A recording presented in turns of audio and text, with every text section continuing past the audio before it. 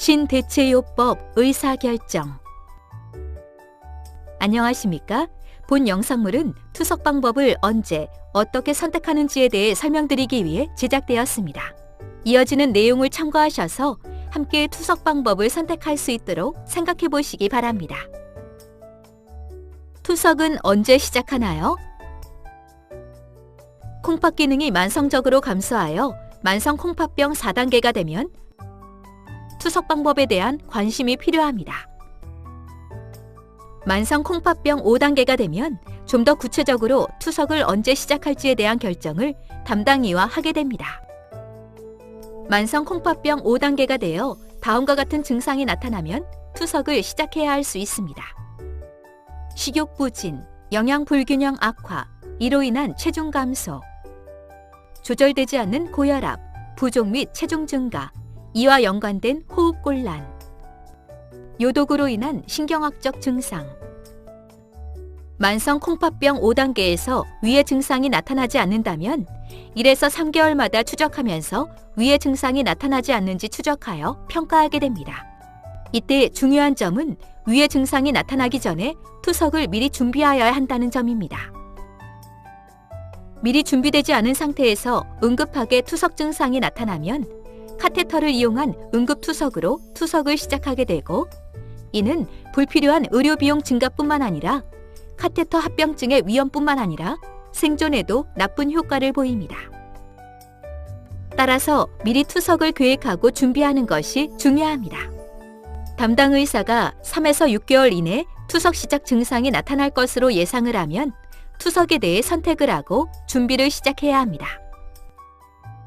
일반적으로 사구체 여과율이 5에서 7ml로 감소하는 시기로 예측하기도 하지만, 이는 환자의 나이, 만성 콩팥병의 원인 질환과 동반 합병증, 기대 여명 등 다양한 것을 고려하여 결정해야 하기 때문에 담당 의사와 상의하시기 바랍니다. 투석과 이식이란?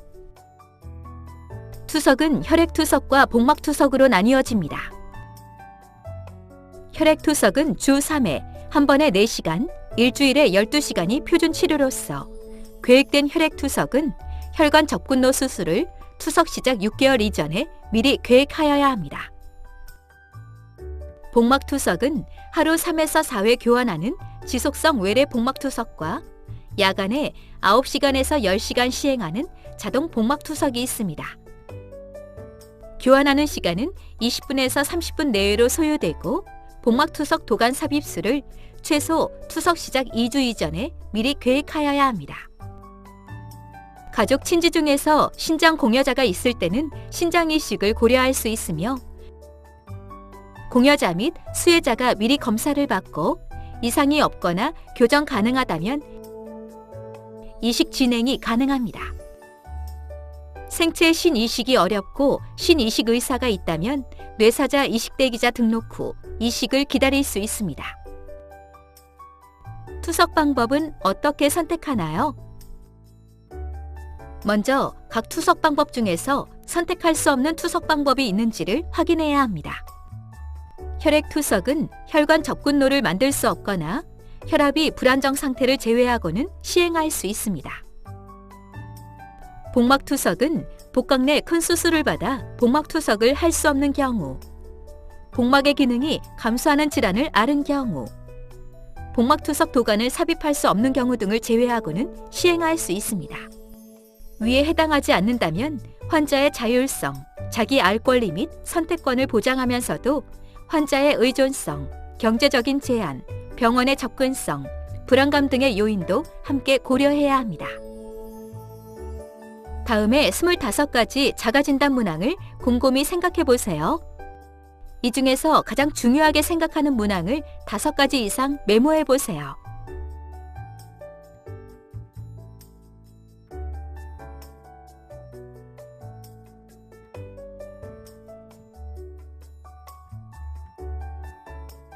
투석 방법은 환자와 의사가 함께 선택하는 것입니다. 투석 방법을 선택하는 것은 투석 방법을 선택한 이후의 삶의 방식을 함께 선택하는 것입니다. 앞에서 언급한 25가지 자가진단 문항 중에서 투석을 시작했을 때의 삶에서 중요할 것으로 생각한 문항을 가지고 담당의와 상의해 보시기 바랍니다. 각 항목별로 중요도는 환자 스스로 결정할 수 있으며 그 우선순위에 따라 적절한 투석 방법을 선택할 수 있습니다. 혈액투석은 투석병원에서 일주일에 12시간 투석을 받아야 하기 때문에 시간적인 제약이 있을 수 있습니다. 반대로 주 3회 전문가를 만나기 때문에 전문가의 돌봄을 자주 받을 수 있습니다. 복막투석은 병원 방문 없이 투석을 시행할 수 있기 때문에 일정에 대한 자율성이 있고 투석할 때마다 주사바늘을 찌르지 않아도 되지만 복부 체형이 변할 수 있고 도강 관리에 주의가 필요합니다. 스스로 선택한 자가진단 문항의 우선순위에 따라 어떤 투석 방법을 준비할지를 담당 의사와 결정하시기 바랍니다. 계획된 교육과 준비된 선택으로 안전하면서도 가장 적절한 투석을 시작할 수 있도록 환자 자신에게 중요한 가치를 고민하고 담당 의사와 함께 투석 방법을 결정해 보시기 바랍니다. 지금까지 투석 방법을 언제, 어떻게 선택하는지에 대해 말씀드렸습니다. 감사합니다.